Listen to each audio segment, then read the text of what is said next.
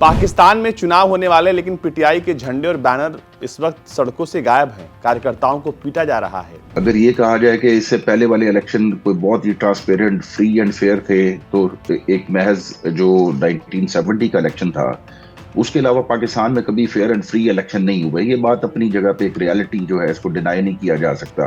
Hoardings और posters को printer छापने से मना कर रहे हैं, क्योंकि उन्हें इस तरह का आदेश है कि इन्हें छापा नहीं जाएगा, जो पीटीआई के जो झंडे हैं या फिर बैनर्स हैं। क्या ये सच है?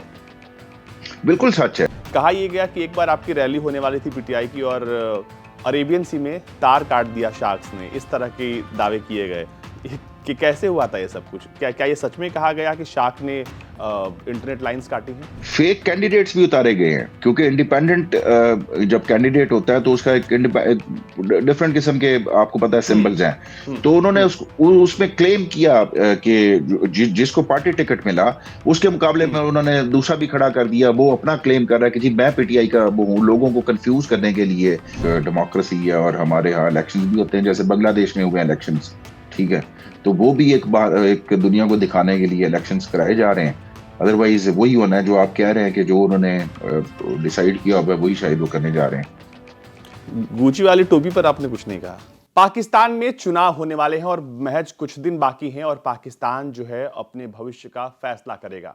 ऐसे में इस बार पाकिस्तान में बल्ला नहीं चल रहा है, तो आखिर पाकिस्तान में क्या होने वाला है? और पीटीआई को लेकर जिस तरह की कार्रवाई पाकिस्तान में हो रही है, इन तमाम मसलों पर समझने के लिए हमारे साथ खुद पीटीआई के सीनियर लीडर अब्दुल समद साहब हैं। साहब, बहुत बहुत स्वागत है आपका। जी शुक्रिया। पाकिस्तान में चुनाव होने वाले, लेकिन पीटीआई के झंडे और बैनर इस वक्त सड़कों से गायब हैं। कार्यकर्ताओं को पीटा जा रहा है। क्या हो रहा है पाकिस्तान में? देखिए, पाकिस्तान में अगर ये कहना कि 1970 के इलेक्शंस के बाद कोई ये 12वां इलेक्शन है जो होने जा रहा है, अगर ये कहा जाए कि इससे पहले वाले इलेक्शन कोई बहुत ही ट्रांसपेरेंट, फ्री एंड फेयर थे, तो एक महज जो 1970 का इलेक्शन था, उसके अलावा पाकिस्तान में कभी फेयर एंड फ्री इलेक्शन नहीं हुआ। ये बात अपनी जगह पे एक रियलिटी जो है, इसको डिनाई नहीं किया जा सकता। कि वो भले पिछला इलेक्शन 2018 का हो या 13 का हो, तो किसी ना किसी हद तक जो है वो, आपको पता है कि एक डीप स्टेट जिस तरह से फंक्शन करती है, उसमें जो डीप स्टेट के कुछ एलिमेंट्स होते हैं वो मैनिपुलेट करते हैं। ये एक रियलिटी है, इस रियलिटी को मैं एडमिट करता हूँ। बट वो उसका जो शेयर होता है वो बहुत थोड़ा होता है। उसको जब मैनिपुलेट किया जाता है तो वो एक ऐसी लेवल प्लेइंग फील्ड भी दी जाती है जिसपे ज्यादा एतराज नहीं किया जाता। लेकिन इस बार जो हो रहा है वो बहुत ही कोई शायद पर्सनल रिवेंज या पर्सनल रेवलरी तक बात चली गई है। वो इस तरह से नहीं है कि कोई पहले कोई फेवरेट होता था और कोई फेवरेट नहीं होता था। यहाँ तक तो चले बात ठीक है, और ये पूरी दुनिया में थोड़ा बहुत ये फ्लक्चुएशन या ये चलता है। लेकिन इस बार जो है वो तो आपने मतलब उस पॉलिटिकल जो मोस्ट पॉपुलर पार्टी है, पहले इस तरह से भी नहीं था कि मैं तो इसको यूनिपोलर कॉन्टेस्ट कहूंगा, क्योंकि हमारे मुकाबले में जहाँ पे 80% 85% पॉपुलैरिटी किसी पार्टी की हो जाए, तो ये एक यूनिपोलर वाली सिचुएशन हो जाती है। और इस वक्त जो था वो, अगर एक फेयर एंड फ्री इलेक्शन होते तो पीटीआई 2/3 मेजोरिटी से जीत जाती। लेकिन इस बार आपने शायद अगलों ने इस हद तक वो चले गए हैं कि उन्होंने कसम खा ली है कि किसी सूरत में एक पूरी पॉलिटिकल पार्टी को जो है वो रूट से ही उखाड़ के फेंक दिया जाए, और उनको लाया जाए जिनकी कोई क्रेडिबिलिटी या कोई इस वक्त जो है वो कोई पॉपुलैरिटी वो नहीं है। जब डिफरेंस इतना ज्यादा आ जाए तो जाहिर बात है, फिर आप लोग भी और फिर अमेरिकन थिंक टैंक्स भी और वर्ल्ड कम्युनिटी भी इस पर जो है क्वेश्चन रेज करना शुरू कर देती है। तो ये कौन से लोग हैं जो इस पार्टी को जड़ से उखाड़ कर फेंकना चाहते हैं? क्या ये ओपोजिशन के लोग हैं या फिर सेना ऐसा कर रही है? देखें, ऑपोजिशन जो पॉलिटिकल रेवलरी होती है या पॉलिटिकल पार्टीज होती हैं, या हमारे ओपोनेंट्स जो हैं, उनमें कभी इतनी कैपेबिलिटी या इतनी वो नहीं है सकत के वो इस चीजों को मैनिपुलेट कर सके। मैंने आपसे एक बात कही कि कुछ हमारी जो रियलिटीज हैं यहाँ पे, कि जो पाकिस्तान के अंदर जाहिर है कि आपको पता है कि एक एस्टेब्लिशमेंट जो है उसका एक बड़ा इन्फ्लुएंशियल रोल रहा है। और वो इन्फ्लुएंशियल रोल जो है वो उनका इंटरवीन करना या इन्फ्लुएंस करना, उसके साथ पॉलिटिकल पार्टीज ने एडजस्ट किया हुआ था अपने आप को। एक हद तक तो वो रोल रहता है। दुनिया में शायद पाकिस्तान में तो वो आइडियल डेमोक्रेसी नहीं है कि जिसमें हम उस रोल से इनकार करें। ग्रेजुअली आप, जाहिर बात है कि आप लोग, इंडिया जो है वो पॉलिटिकली ज्यादा मैच्योर हो गया। अर्ली उस 1950 में जब आप लोगों का कॉन्स्टिट्यूशन आया, तो उसके बाद आप लोगों को एक स्मूथ आप एक राइड ले रहे हैं। लेकिन हमारे यहाँ तो डेमोक्रेसी जो है वो टर्बुलेंट का शिकार रही है। यहाँ पे तो चार मार्शल लॉ लगे हैं, इस बात से तो नहीं इनकार किया जा सकता कि उनका रोल है। मगर रोल जब इस हद तक बढ़ जाए और फिर जवाब में ये कहा जाता है कि जी कोई इस हद तक भी उनके अगेंस्ट नहीं गया, तो ये भी एक रियलिटी है, इसमें भी कोई शक नहीं है कि कोई पॉलिटिकल लीडर जो है वो आज तक जो है अपनी एस्टेब्लिशमेंट के अगेंस्ट इस हद तक, इस एक्सट्रीम तक नहीं गया। तो वो वहां से जो है वो कहा जाता है कि जी क्योंकि आपकी एक्सेप्टेंस नहीं है, तो लिहाजा आपको किसी सूरत में जो है वो एक्सेप्ट नहीं किया जाएगा। और वो फिर आपने देख लिया कि जो ठीक जुडिशरी है। हमारी, वो फैसिलिटेटर का काम करती है, और वो इदारे जितने भी हैं सारे उनके नीचे, वो सारी वो फैसिलिटेशन कर रहे हैं उनको। देखिए, हम फैसलों को देख भी रहे हैं और सुन भी रहे हैं। हम समझना ये चाहते हैं कि आखिर जब 8 तारीख को 128 मिलियन रजिस्टर्ड वोटर जब वोट डालेंगे, तो पाकिस्तान का भविष्य तो तय होगा, लेकिन हम समझना ये चाहते हैं कि पीटीआई के भविष्य का क्या होगा? क्योंकि आपके कैंडिडेट जो हैं, वो कहा जा रहा है कि निर्दलीय के तौर पर इस बार चुनाव मैदान में है। देखें, बड़ी सिंपल सी बात है। अब हुँ, ये कहना कि पीटीआई के कैंडिडेट्स जो इंडिपेंडेंट कैपेसिटी में कंटेस्ट कर रहे हैं वो जीत के आएंगे और वो सारे जो है पीटीआई के साथ रहेंगे, ये एक रियलिटी है कि जाहिर बात है उनको जो कोएर्सिव मेजर्स उनके अगेंस्ट लिए जाएंगे, तो हुँ। उनका मेरा ख्याल है कि सस्टेन करना या पीटीआई में रहना जो है, या पीटीआई को ज्वाइन करना, वो बड़ा मुश्किल हो जाएगा। जो रियलिटी है वो उसे डिनाई नहीं करना चाहिए अगेन, यानी कि मैं उस तरह का शख्स नहीं हूं कि मैं ये कहूं कि नहीं है, वो सारे इंटैक्ट रहेंगे। तो हुँ, जहां पे आपने इतनी जो चल रही है, इतनी ज्यादा अट्रॉसिटीज जो चल रही हैं, उसके बाद हुँ, सिंपल सी बात है, जहां पे उनको कहा जाएगा वो ज्यादातर लोग जो है वो खिसक जाएंगे। हुँ, हुँ, वो अगर इस वक्त जो है अप्रूवर्स बन सकते हैं पीटीआई के लोग इमरान खान के खिलाफ 9 मई के केस में, तो वो हुँ। भी बड़े क्लोज थे जो इमरान खान के साथ थे, वो भी हमारे नेशनल असेंबली के मेंबर्स थे, पंजाब असेंबली के मेंबर्स थे। तो जी। मेरा ये ख्याल है कि वो जाहिर है कि एक हॉर्स ट्रेडिंग जब आपने इंडिपेंडेंट उनको एक वो दे दी, हैसियत उनको दे दी, तो डेफिनेटली वो जो है वो हॉर्स ट्रेडिंग आपने दे दिया, आपने जरदारी को और जहांगीर तरीन को टास्क दे दिया कि आप जाएं और खरीदें और बोलियां और मंडियां लगाएं और फिर बाजार गर्म करें। जी।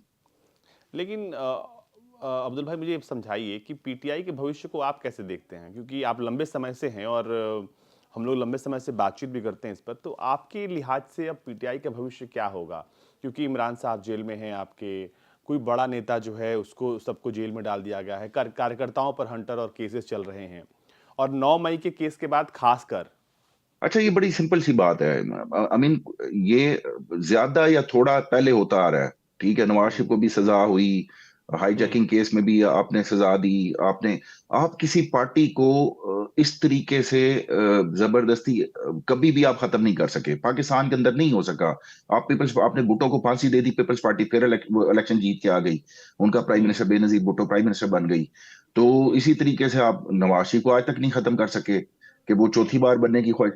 तो ये बात तो तय है, पाकिस्तान की जो पॉलिटिकल लैंडस्केप है उसमें ये बात तो हुँ। एस्टेब्लिश फैक्ट है कि जी आप वक्ती तौर पे कुछ फॉर टाइम बिंग आप उनको कंटेन कर लेंगे, but in hmm. Longer run आप उनको कभी भी, पॉलिटिकल पार्टीज को इस तरीके से नहीं खत्म किया जा सकता है। ये जो एक पॉपुलैरिटी होती है, जो अवाम का सेंटीमेंट होता है, वो नहीं खत्म हो सकता।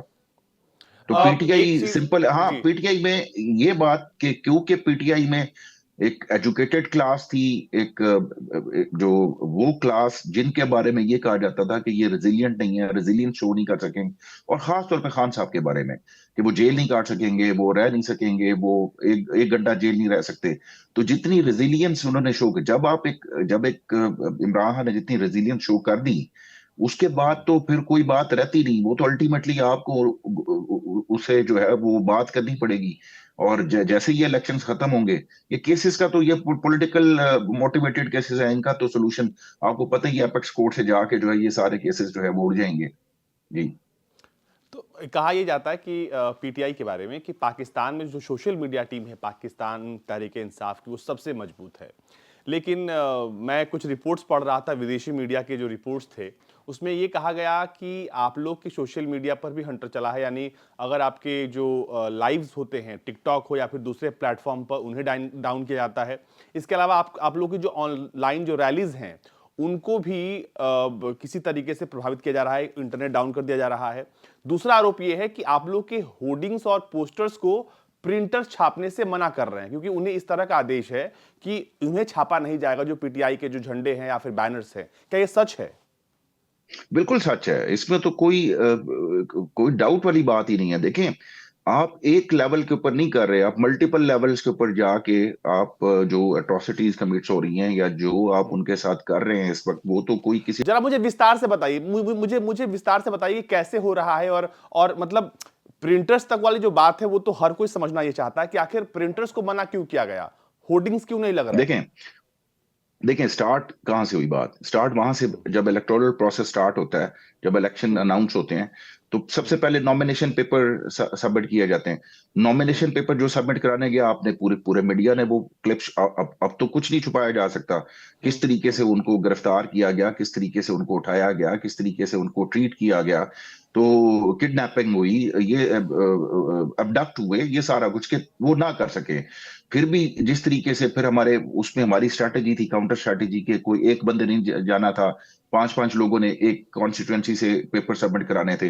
फिर उनमें से जो थे वो आरओज ने उनको रिजेक्ट कर दिया। फिर अपैलेट कोर्ट्स में जाके हमने अप्रूव कराया। उसके बाद जब आप कैंपेन के लिए निकलते हैं, तो पुलिस हो, जितने भी ये लॉ एनफोर्समेंट एजेंसीज हो, वो आपको कोई रैली नहीं करने देते, आपको कोई कॉर्नर मीटिंग नहीं करने देते। ये सारा कुछ चल रहा है सोशल मीडिया के थ्रू चल रहा है। अब एक पब्लिशर है, प्रिंटर है, अब उसको उसको जब एक पैगाम पहुंचा दिया जाएगा कि तुम्हें जो है वो बंद कर दिया जाएगा अगर तुमने ये प्रिंट किया। लेकिन बहरहाल प्रिंटिंग मटेरियल या पंफलेट्स और बैनर्स फिर भी लग रहे हैं, ये नहीं कहा जा सकता कि नहीं लग रहे, वो फिर भी नजर आ रहे हैं। क्योंकि जाहिर है कि मैं इस्लामाबाद में हूं, तो इस्लामाबाद की हद तक तो ये बातें इतना ज्यादा मसला नहीं होता। लेकिन बहरहाल ये बात आपकी दुरुस्त है, ये मल्टीपल लेवल्स के ऊपर जाकर, और फिर अब जो फाइनल स्टेज आ रहा है पोलिंग डे, उस पोलिंग डे के ऊपर भी जाके ये सुनने में आया कि पोलिंग एजेंट्स को हरास किया जाएगा। फिर उसके बाद जो है वो वोटर्स को हरास करने की कोशिश की जाएगी।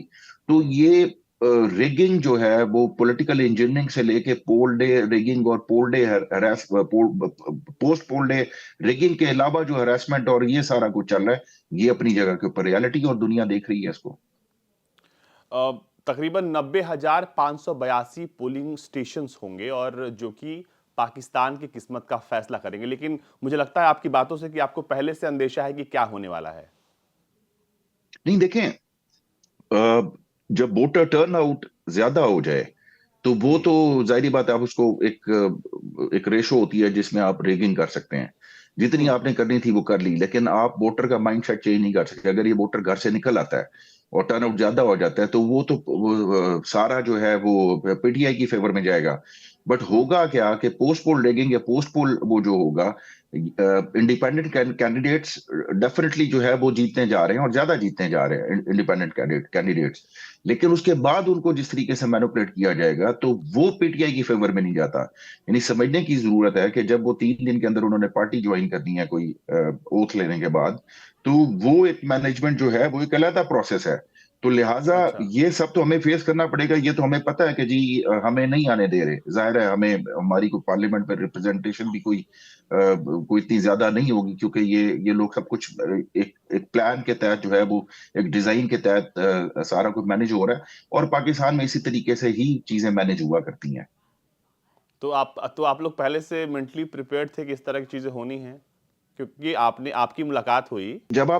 जब आप फाइट करते हैं, जब जी। आप एक खाली ऑपोजिशन में आना नहीं, लेकिन जब आप एंटी स्टेटस को हो जाते हैं, या जब इमरान खान ने रेजिलियंस शो की, सड़कों के ऊपर निकले, रैलीज की और क्रिटिसाइज किया ओपनली, तो फिर आपको मेंटली प्रिपेयर रहना पड़ता है इन चीजों के लिए। इससे भी वर्स्ट सिनेरियो के लिए रहना पड़ता है, और इससे वर्स्ट सिनेरियो के लिए भी मेंटली प्रिपेयर्ड है। क्योंकि जब आपकी लड़ाई लंबी हो और जब आपको पता हो कि मेरे ऊपर जुल्म होगा, तो आप हम्म। ये नहीं कह सकते कि जी ये तो मैंने सोचा नहीं था, या ये तो मैंने अंदाजा ही नहीं किया था, मिस कैलकुलेट किया था कि जी मुझे तो जो है वो फेयर कोई लेवल प्लेइंग फील्ड मिलेगी, और इस तरह से हम्म। तो हम बिल्कुल रेडी हैं इस बात के लिए। हमें सजाओं का भी पता था, खान साहब की सजाओं का भी पता था कि जी हम्म। ये क्या सजाएं आनी है, और ये तो वो फैसले कि जिनकी जो सजाएं हैं वो पहले से ही जो है वो प्रेस में आ जाती हैं या आपके मीडिया में आ जाती है कि जी इस केस में इतनी सजा होने जा रही है। हाँ, और इसी हमने बीते हफ्ते देखा भी है जब सजा हुई इमरान खान को। तो मुझे एक बात और समझाइए कि जो आप लोग का जो नेशनल सिंबल जो ले लिया गया है, जो पार्टी सिंबल है बिल्ले का, उसके बाद कहा जा रहा है कि 70 सीटों पर बुरी तरीके से पीटीआई प्रभावित होगी, जो सीटें आरक्षित थी महिलाओं के लिए या फिर माइनॉरिटीज के लिए। ये कैसे होगा? और क्योंकि आप बता रहे हैं कि पोस्ट इलेक्शन जो है वो हॉर्स ट्रेडिंग का एक तरीके का पूरा दौर चलेगा पाकिस्तान में, जब खींचा जाएगा लोगों को अपनी तरफ। कैसे कैसे सब कुछ हो रहा है ये? देखें, सिंपल सी बात है। आप हम्म। रिजर्व सीट्स जो का कोटा वो पार्टी क्लेम कर सकती है जो हम्म। कि जो कैंडिडेट जो है वो उस पार्टी को रिप्रेजेंट करते हैं, और उसके रेशो के मुताबिक जो है वो आप वो करते हैं। तो हम्म। फिर जब आप इंडिपेंडेंट आएंगे और दूसरी पार्टी को ज्वाइन कर लेंगे, या आप इंडिपेंडेंट रहेंगे, अगर आप इंडिपेंडेंट रहते हैं तो आप रिजर्व कोटा जो है वो क्लेम नहीं कर सकते। तो ये एक और डैमेज करने की कोशिश की गई कि हम्म। पीटीआई जो है वो रिजर्व सीट्स को क्लेम ना कर सके, जो 33% कोटा होता जी। है या जो है। तो ये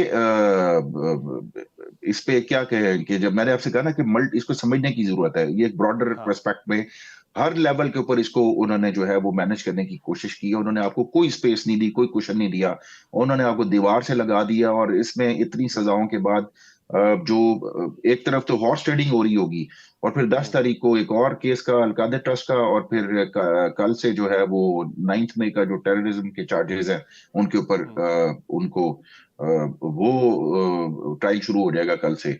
तो उसके बाद फिर अपीलेट कोर्ट, तो हम तो इन सब चीजों में उलझे रहेंगे। लेकिन कुल मिलाकर मतलब मुझे भी लगता है कि आप भी इस बात को समझ रहे हैं कि पाकिस्तान में क्या हो रहा है।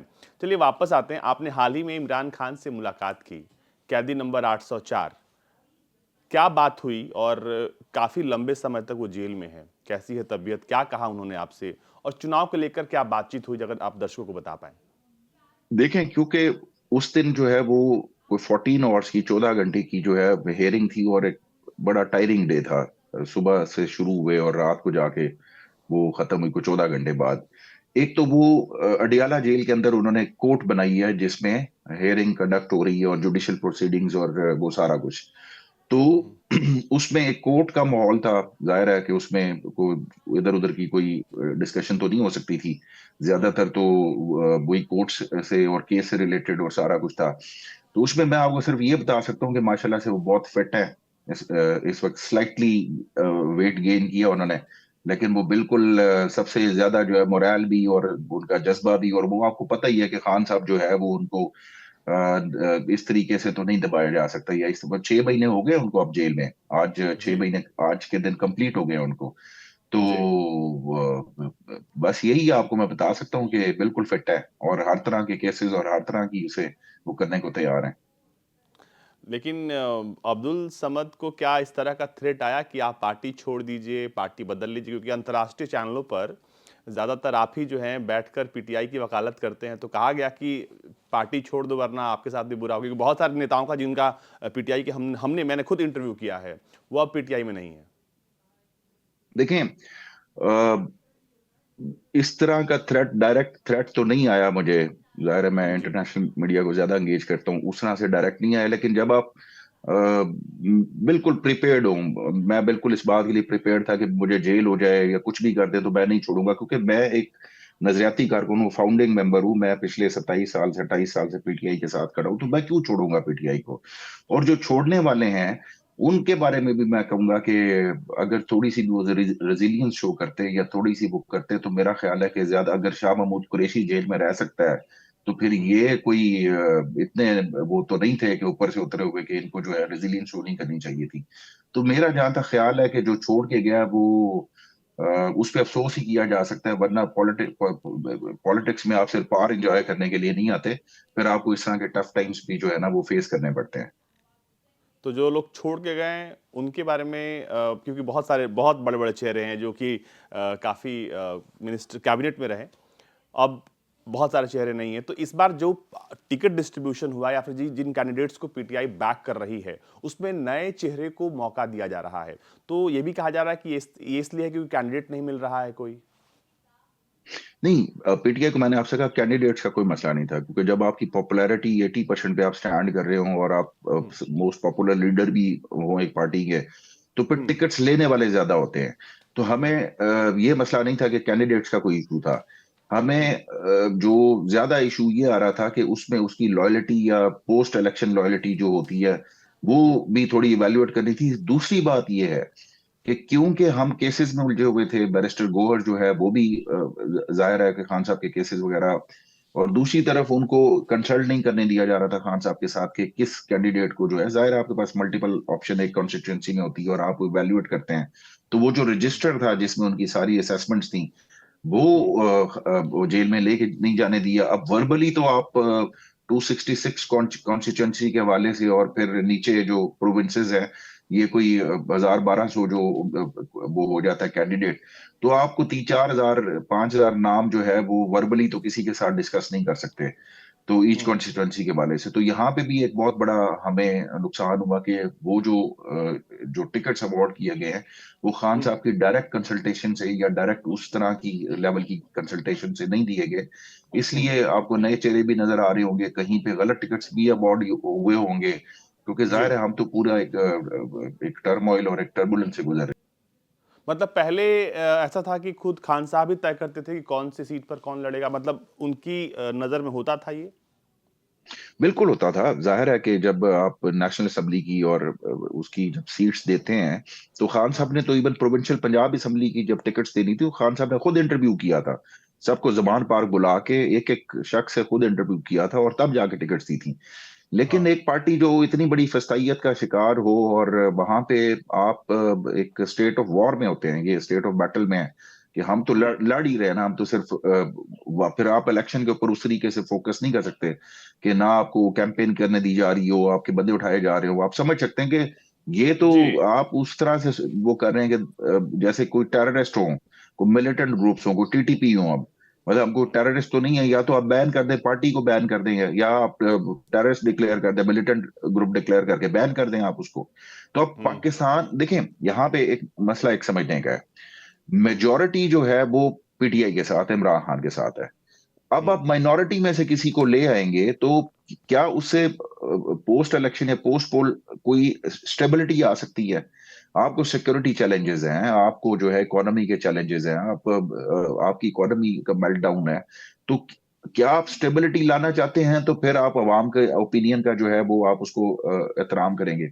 अगर आप इसी तरीके से ये सिचुएशन को कंटिन्यू करना चाहते हैं, तो पॉलिटिकल इंस्टेबिलिटी नहीं आने वाली पाकिस्तान में। और बिना पॉलिटिकल स्टेबिलिटी के पाकिस्तान का जो बेड़ा है वो पार होगा नहीं, ये बात आप भी समझते हैं, क्योंकि जो हालात इस वक़्त इसमें कोई शक नहीं है। क्योंकि हम वापस आते हैं आप लोगों की पार्टी को लेकर, क्योंकि जो रिपोर्ट्स हैं, एक बार मैं कंफर्म करना चाहूँगा आप लोगों से। कहा ये गया कि एक बार आपकी रैली होने वाली थी पीटीआई की और अरेबियन सी में तार काट दिया शार्क्स ने, इस तरह के दावे किए गए। कि कैसे हुआ था ये सब कुछ? क्या क्या ये सच में कहा गया कि शार्क ने इंटरनेट लाइन्स काटी हैं?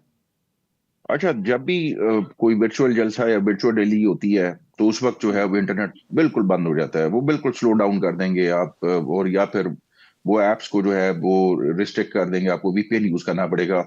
और उसका बड़ा फनी सा जवाब आता है कि वो जो सबमरीन केबल्स हैं या जो वो आती हैं, तो उसको कोई मछली काट गई, शार्क काट गई, या उसको कोई उसमें कोई चीज जो है वो कोई खराबी आ गई।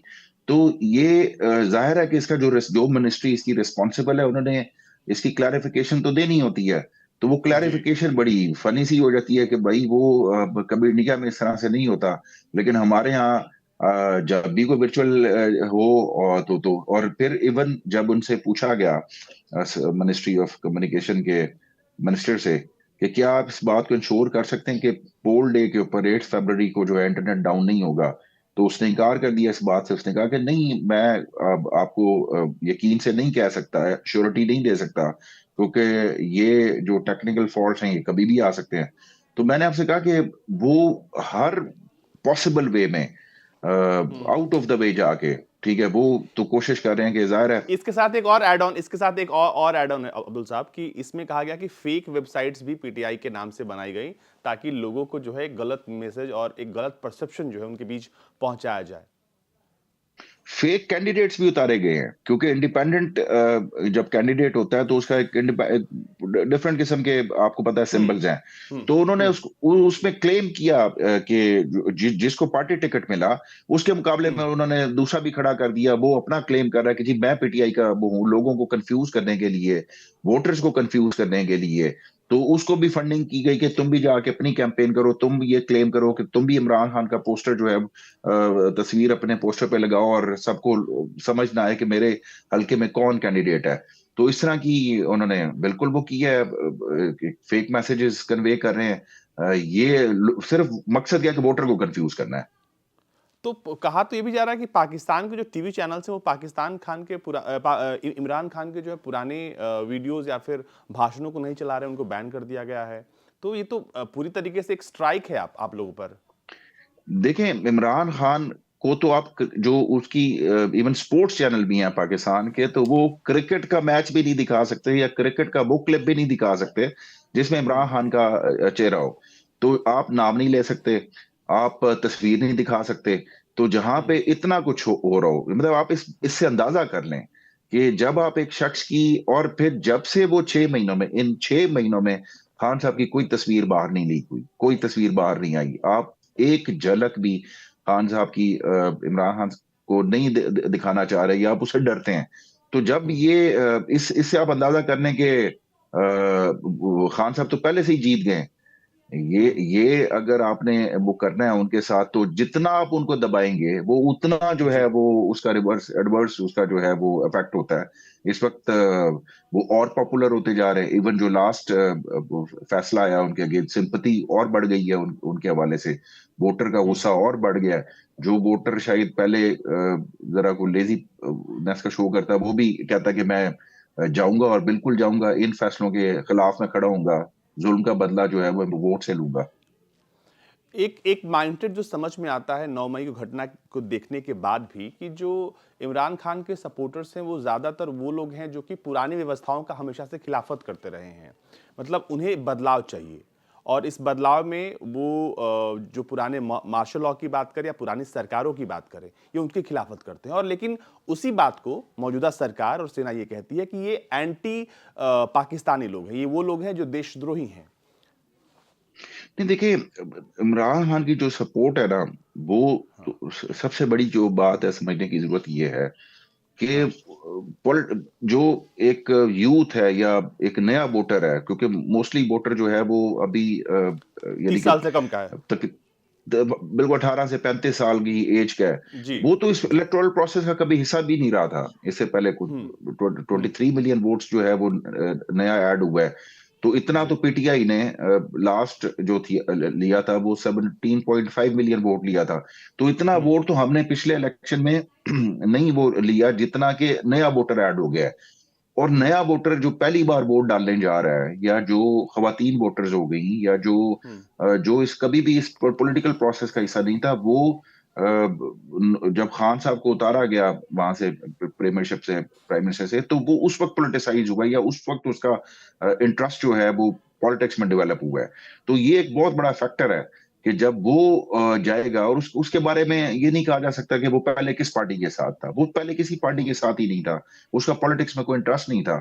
तो उस हम्म। चीज को मैनेज नहीं कर पा रहे। ये अपनी जगह पे एक रियलिटी है कि और बैट का सिंबल लेने का मकसद भी ये था कि जब आप वोटर को मैनेज नहीं कर पाएंगे, तो आप कैंडिडेट को, तो जो जीत कर आएगा उसको तो आप मैनेज कर लेंगे कि वो वोट तो पीटीआई की सपोर्ट से आ जाए, ठीक है, फिर आप उसको उठा के किसी की बास्केट में डाल दें। तो ये बेसिकली डिजाइन जो है वो सिंपल है समझने का, कि बैट क्यों लिया गया और इंडिपेंडेंट कैंडिडेट्स को क्यों वो इस तरह से मैनेज करना चाह रहे हैं। नवाज शरीफ और उनका पूरा परिवार इस वक्त कैंपेन कर रहा है, वापस लौट के। और हमने देखा कि गुची वाली जो खबर थी कि गुची की टोपी और विदेशी ब्रांड्स के साथ, क्योंकि 2 बार वो पाकिस्तान छोड़कर भागे और इस बार फिर वो आए हैं और कहा ये जा रहा है कि उनको प्रधानमंत्री के पद पर बैठाने की तैयारी पूरी है, ये इलेक्शन सिर्फ एक बहाना है।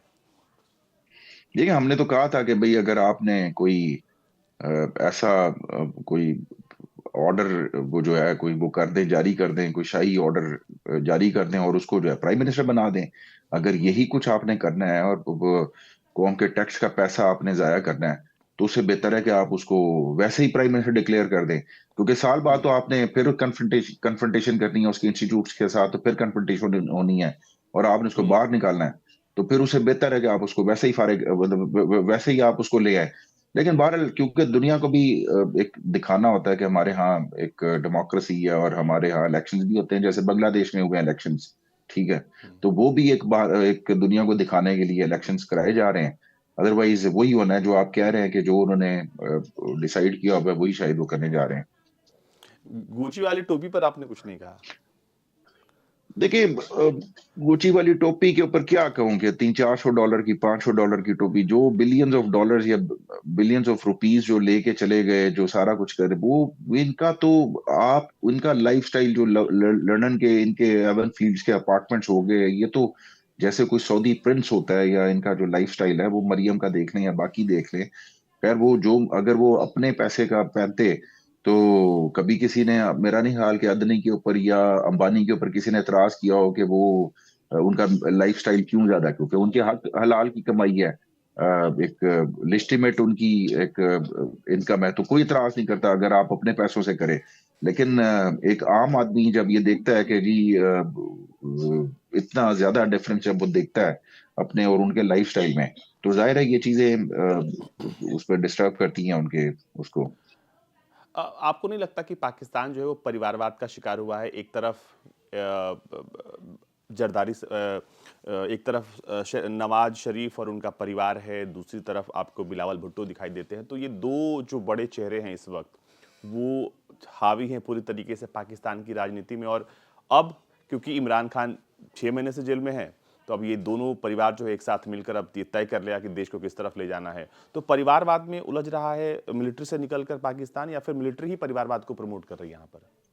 देखिए, ये तो शुरू से था, जब पाकिस्तान बना हाँ। था उस वक्त, जब पाकिस्तान बनने के फौरन बाद ही उन 22 खानदानों का जिक्र किया जाता था, उन 22 परिवारों का, कि जो पूरे पाकिस्तान के जितने भी रिसोर्सेज थे, इंडस्ट्री थी, पॉलिटिक्स थी, वो सारा जी। कुछ उन्हीं के इर्द गिर्द घूमता था। वो 22 से कुछ और एक्सीड कर गए होंगे, कुछ और लोग, कोई इंडस्ट्रियलिस्ट या कोई बिजनेसमैन ऊपर जैसे आ गए होंगे। अदरवाइज ये लिगेसी जो आप कह रहे हैं कि नवाज शरीफ या भुट्टोस की, ये तो चली आ रही है, इसमें तो कोई तो शक ये वाली बात टूटने नहीं वाली है। नहीं है कभी?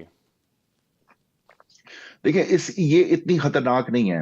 अगर कोई ये समझता है कि ये परिवार ज्यादा खतरनाक है, तो मेरा ये ख्याल है कि जो असल जो बात है वो ये है कि आपकी स्टैब्लिशमेंट का इन्फ्लुएंस जो है वो कम होगा या नहीं होगा, आपकी डेमोक्रेसी या पॉलिटिकल जो आपका लैंडस्केप है वो मैच्योर होगा या नहीं होगा, आपका इलेक्टोरल प्रोसेस जो है वो फ्री होगा या नहीं होगा, वो कब कोई आवाम की ये वोट से पार्टी आएगी, तो वो चीज जो है वो मेरा ख्याल है कि ज्यादा मैटर करती है, क्योंकि ये खानदान तो उतना अफेक्ट नहीं करते पाकिस्तान के डिसीजंस के ऊपर, जितना के या पॉलिसीज के ऊपर, जितना कि जाहिर है कि एक और चीज जो है वो अफेक्ट करती है। मुझे एक बात और समझाइए आप कि आप कब तक ऐसे पाकिस्तान की कल्पना करते हैं जहां पर बिल्कुल फ्री एंड फेयर इलेक्शंस होंगे, जहां पर आपको भी लगे कि सामने वाला अगर ओपोजिशन मैदान में है तो आप भी पूरी पॉजिटिव एनर्जी के साथ उतरें और कम से कम उम्मीद हो कि यहाँ कोई धांधली नहीं होगी? ऐसा कब तक हो सकता है आपके हिसाब से? देखिए, 75 साल 76 साल से तो ये सब कुछ होता चला आ रहा, और शायद लोगों ने बर्दाश्त भी किया। अब रियलाइजेशन, मेरा ये ख्याल है कि हर तरफ ये रियलाइजेशन है, और ये मुझे लगता है कि लास्ट इलेक्शंस होंगे जो इस एनवायरनमेंट में हो रहे हैं।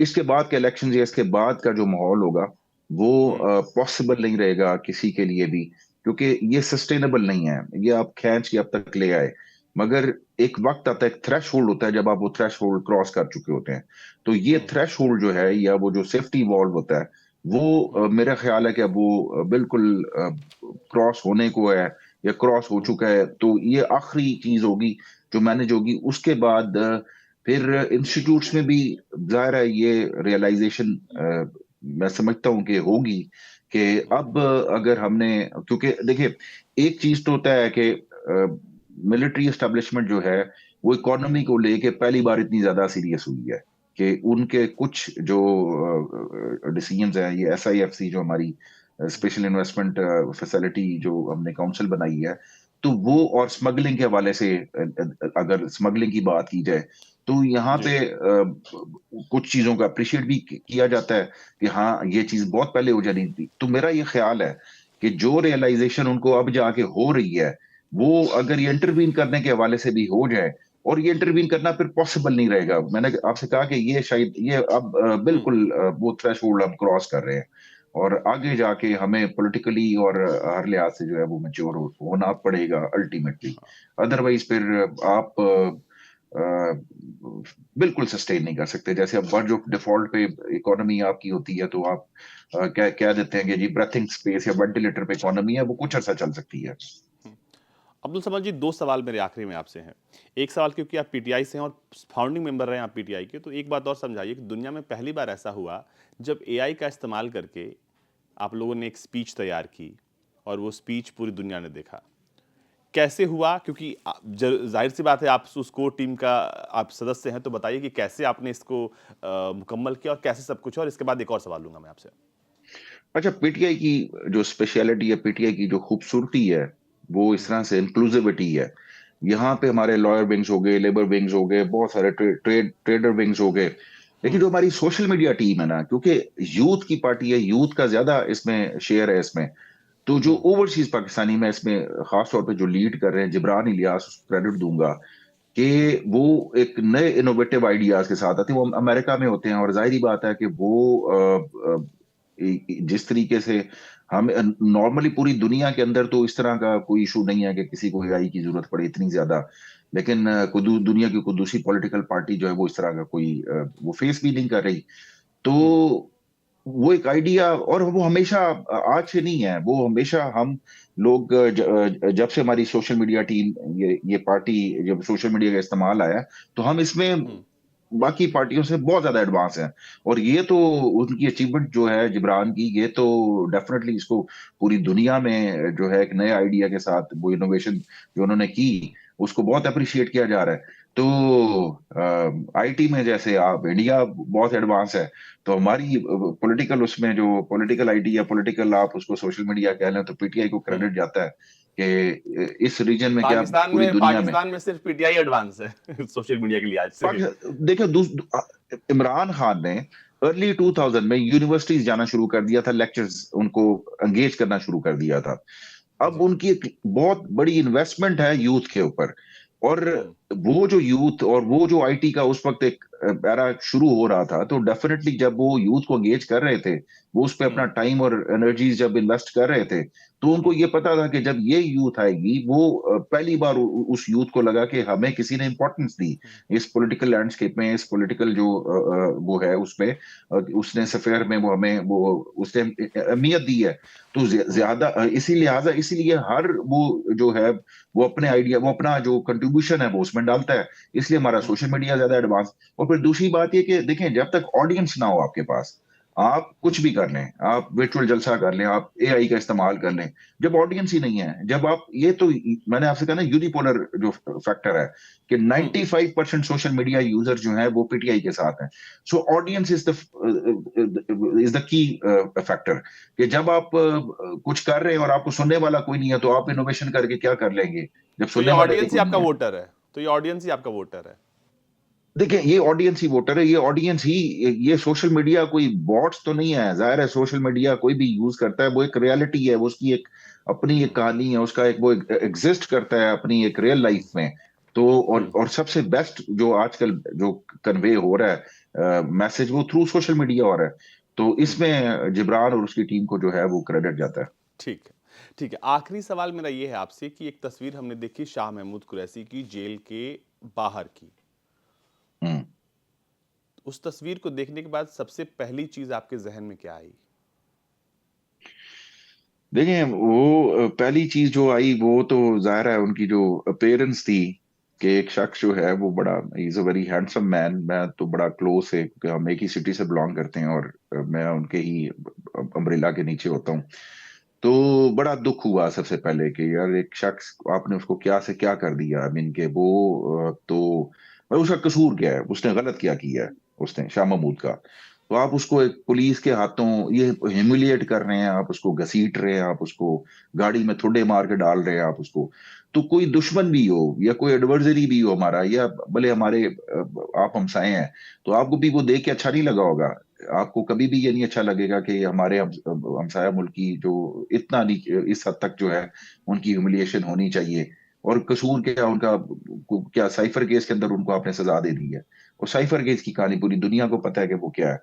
तो लिहाजा दुख हुआ मुझे। और कहा गया कि उनके साथ जेल में मारपीट की गई, बहुत मारा गया उन्हें। देखें मारपीट जेल के अंदर तो नहीं होती। जेल की एक अपनी वो है जी कि जेल में जी जी। मैं नहीं समझता कि मारपीट हो। लेकिन अगर आप देखें जब पुलिस ने उनको दूसरे केस में अरेस्ट करना था तो किस तरीके से उनके साथ वही जो सलूक किया गया, जी तो वो जी। आपके सामने है। अब इससे कोई ऐसा कोई मेरे पास एविडेंस तो नहीं है कि उनको, लेकिन जो कुछ उनके साथ बाहर हो सकता है तो फिर जेल के अंदर भी बहुत कुछ हो सकता है उनके साथ। तो इसी बात को लोग जानना भी चाह रहे थे, इसलिए मैंने सोचा कि आपसे पूछ लिया जाए ये सवाल। और क्योंकि अब 8 तारीख को चुनाव है और चुनाव का इंतजार सबको है, भारत के लोग भी पाकिस्तान के चुनाव की तरफ देख रहे हैं। और जब रिजल्ट्स आएंगे हम एक बार फिर से कनेक्ट करेंगे और बातचीत करेंगे कि आखिर वो जो नतीजे आए हैं उसको लेकर जो रिएक्शन होगा वो भी लेंगे हम। लेकिन बहुत बहुत शुक्रिया सर, आपने हमें वक्त दिया।